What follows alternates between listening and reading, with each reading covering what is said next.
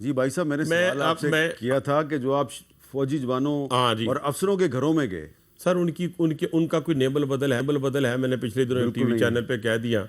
मैंने कहा ये पाकिस्तान किसका है। अब आप भी पता नहीं इस पे क्या अपना, ये पाकिस्तान उनका है जनाब, जिनके बच्चे जो है ना अपना गरम गरम लहू इस पाकिस्तान की खातर दे रहे हैं। मैं सिर्फ एक तस्वीर पेश करता हूँ आपको, ये सामने ये देखिए, ये है मेजर रिजवान।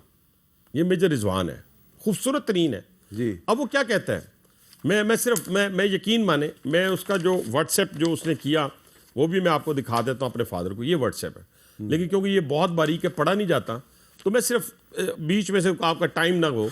वो कहता है, to my wife and parents, please take care of my son, just 2 years old. ठीक है sir, he is my whole world, my greatest gift from Allah. ठीक है जी। वो कहता है, I have no outstanding loans फलां फलां फलां, लेकिन आखिर में आकर मैं कहता हूँ, I firmly believe that whatever Allah plans is best for all of अस।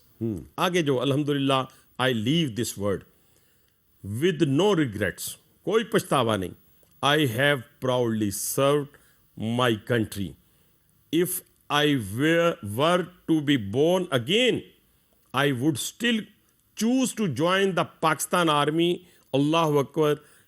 ये इससे बड़ा मुझे बताएं, वो सामने शहादत को देख के ये बात कर रहा है। और दूसरा एक और मैं अपने जवान की बात करता हूँ, कैप्टन उज़ैर की। ये लोग हैं, हम तो बैठे हुए हैं, ठीक है यार, क्या कर लेंगे, ज़्यादा सुबह उठ के किसी की खिदमत थोड़ी बहुत कर लेंगे। जिसने अपना गर्म लहू देना है वो क्या कह रहा है, और वो भी ये देखें, ये भी इसमें कह रहा है, वो भी कर रहा है व्हाट्सएप। और इस पे तो शायद मैं रुक ही ना सकूं, मैं रोक अपने आप को।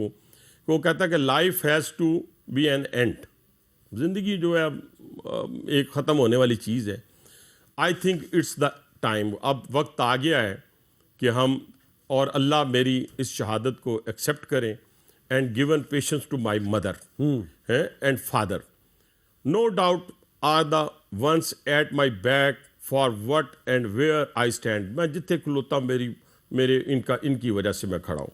एक जो वर्ड वो कह रहा है, जो ये सो कॉल्ड बैठ के बातें करते हैं ना, और फिर कहते हैं पैसों की बात करते हैं, देना आपने, मैं देता हूँ लोगों को, जो मेरे पास है मैं देता हूँ। एक बच्चा भेजें संगलाख पहाड़ों पे शहादत के लिए, मुझे दें, और वो दें जो सबसे मेडिकली फिट हो, तो मैं देता हूँ उसको पैसे, जितने मांगता है मैं देता हूँ, कोई माँ बाप नहीं देगा। वो क्या कहता है, वो कहता है कि मैं और तो कुछ नहीं कहता, मैं सिर्फ ये कहता हूँ कि it's not easy to lose a son, go and ask my mother, she will answer you. सही है। उनकी माँ बताएगी कि उस बच्चे की क्या कीमत है।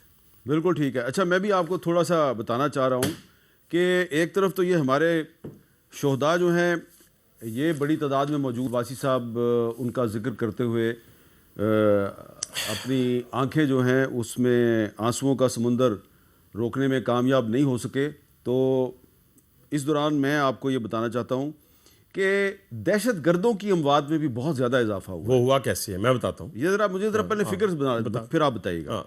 देखिए 2022 में शोधा की तादाद, सिविलियन शोधा की तादाद 644 थी, सिविलियन और मिलिट्री दोनों, और हलाक दहशतगर्द थे 443, 443। 2023 में हमारे शोधा की तादाद 980 थी, हलाक दहशतगर्द थे 691, यानी कि दहशतगर्द कम थे और हमारे शोधा ज़्यादा थे। 2024 में शोधा की तादाद 999 और हलाक दहशतगर्द 1053, और 2025 में कुल दहशतगर्द हमले 5397, शोधा की तादाद 1235, हलाक दहशतगर्द 2597, ये पिछले साल। तो अब कुल शोधा जो हैं वो 3848 हैं और कुल हलाक दहशतगर्द 4784 हैं, यानी कि दहशतगर्द ज़्यादा हैं। अब आप बताइए जी, वजह क्या है? देखिए सर, उसके अंदर ना ख़ास तौर पे बलूचिस्तान के अंदर, मैं फिर कहूँगा कंपैरिजन मैं तो उधर ही करूँगा ना जहाँ काम हुआ है। वहाँ पे उन्होंने जो अपनी रिफॉर्म्स की है ना सर, वो रिफॉर्म्स इस तरीके से किए हैं कि उनकी CTD ले लें, उनके वेस्ट स्पेशल ब्रांच ले लें, उनके ऊपर उन्होंने बड़ा काम किया। और फिर साथ वहाँ जो IGFC पहले भी थे अब भी हैं, उन्होंने बड़ा दिन रात मेहनत की। वहाँ पे कोर कमांडर जो हैं वो, मैं उनके पास कोई 5-6 मेरी मुलाकातें हैं, मैं जाके देखता हूँ चीज़ों को, जिस तरीके से वो देख रहे हैं चीज़ों को, और वो इस वक्त भी अगर आप देखें, ये जो लास्ट लड़ाई उनके साथ हुई है दहशतगर्दों के साथ, उसमें देखें उनकी तादाद क्या है। उनकी तादाद मेरे ख्याल 300 के करीब पहुंच गई है। और उस 300 को मारने के बाद हम जाफर एक्सप्रेस चलाने के काबिल हो गए हैं।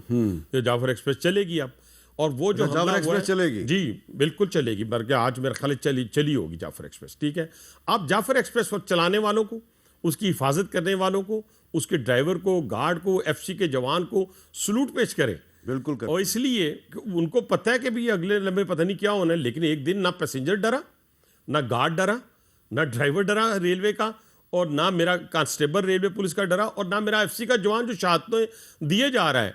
आप मुझे ये बताएं कि ये जो जितना कुछ हो रहा है, जिस बॉर्डर से हो रहा है, वो अफगानिस्तान है। अब देखिए, हमें यहाँ पे बैठ के बताया जाता है हमसाया मुल्क भी, हमने तो 44 साल गले से लगाया है। क्या हमारे नसीब में ये था कि आप वहाँ से भर भर के बारूद की गाड़ियाँ भेजें, और वहाँ से भर भर के वो जो वेपन है, जो छोड़ा हुआ वेपन है, वो दें और उनकी ट्रेनिंग वहाँ पे करें? ये तो साबित हो चुका है, ये तो दूसरी राय कोई नहीं है। और इंडिया की फंडिंग साबित हो चुकी है कि इंडिया अरबों डॉलर वहाँ इन्वेस्ट कर चुका है, क्योंकि इंडिया को मालूम है कि मैं जाके सामने से लड़ नहीं सकता। जब सामने से लड़ नहीं सकता तो मैं क्या करूँगा? मैं साजिश करूँगा, मैं अपनी प्रॉक्सी के ज़रिए हमलावर होऊंगा। तो ये मीर साहब इस चीज़ों को समझने की कोशिश है। हम पूरी कौम को, ये जो लड़ाई है, ये पख्तून की नहीं है, ये बलोच की नहीं है, ये पंजाबी सिंधी की नहीं है, सराइकी कश्मीरी की नहीं है सर, ये लड़ाई है पाकिस्तान के खिलाफ। और ये पाकिस्तान के अंदर इस वक्त ये जो तो चर्चा, इसके लिए हमें कौमी यकजहती की ज़रूरत है। एक नुक्ते पे देखें, मैं एक मिसाल आपको जल्दी से, आपका टाइम बहुत कम है और हमेशा कम होता है मेरे लिए। 2014 में बना नेशनल एक्शन प्लान। 2014 में सूबाई हुकूमत किसकी थी? केपीके के अंदर पीटीआई की। पेज तय ये हो गया कि हमने, साहब आज कोर कमांडर और सीएम केपीके की मीटिंग हुई है। मैं अच्छी बात पीएसएल का मैच पेशावर में होगा। अच्छी बात करने लगा हूं। हाँ, केपीके की हुकूमत थी, केपीके के अंदर पीटीआई की हुकूमत थी, इधर हमारी मरकज में हमारी हुकूमत। हाँ।